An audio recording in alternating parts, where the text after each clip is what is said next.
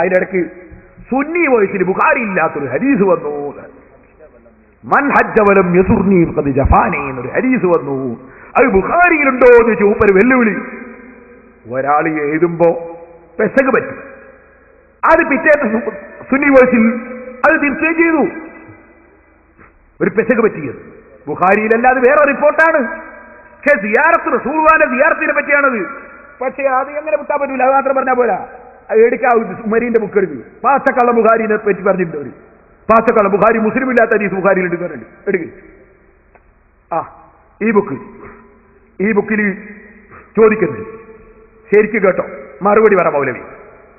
ഹജ്ജിന് മുമ്പോ പിമ്പോ മദീനയിലെ മസ്ജിദുൻ നബി സന്ദർശിക്കുന്നത് സുന്നത്താണ്. ഖുർആനിലുണ്ടോ മൗലൈമാരെ? ഹദീസിലുണ്ടോ മൗലൈമാരെ? ഞങ്ങൾക്കതിനൊക്കെ ഇമാമിങ്ങൾ പറഞ്ഞ തെളിവുണ്ട്. നിങ്ങൾ സഹിഹായ ഹദീസ് റിപ്പോർട്ട് വായിക്ക്, സനദ് വായിക്ക്, അല്ലെ ഖുർആനിലെ ആയത്ത് വായിക്ക്.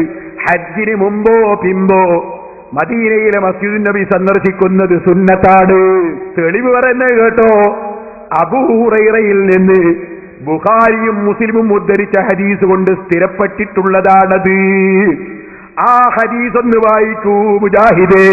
ഹജ്ജിന് മുമ്പോ പിമ്പോ മദീനയിൽ പോയി സിയാറത്ത് ചെയ്യൽ, മസ്ജിദുൻ നബി സന്ദർശിക്കുന്നത് ആ സമയത്ത് സുന്നത്താണെന്ന് പറയുന്ന ബുഖാരിയിലെ ഹദീസ് ഒന്ന് കാണിക്കൂ മൗലവിമാരെ. അതേ മുസ്ലിമിലെ ഹദീസ് ഒന്ന് കാണിക്കൂ. നിങ്ങളിവിടെ ഒരു ഹദീസ് ഉദ്ധരിച്ചിട്ടുണ്ട്, അതിൽ ഹജ്ജിന് മുമ്പോ പിമ്പോ എന്നില്ല. അതെന്താണ്?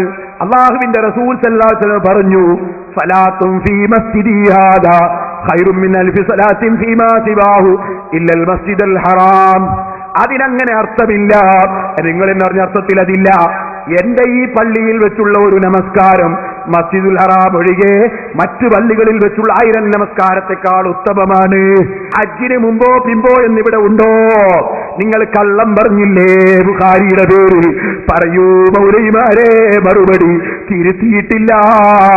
ഇബ്നു ബാസ് എഴുതി, നിങ്ങളെ കെ മൗലവിന്റെ മകനതാ പച്ച മലയാളത്തിൽ അർത്ഥവും വെച്ചു. പറയൂ മൗലവിമാരെ, ഇത് കരയുദ്ധമാണ്. ഇനി ഞാൻ നിങ്ങളോട് ചോദിക്കട്ടെ, അതേ മഹാനായ ശിഹാബ് തങ്ങളെ സംബന്ധിച്ച് നിങ്ങൾ പറഞ്ഞത്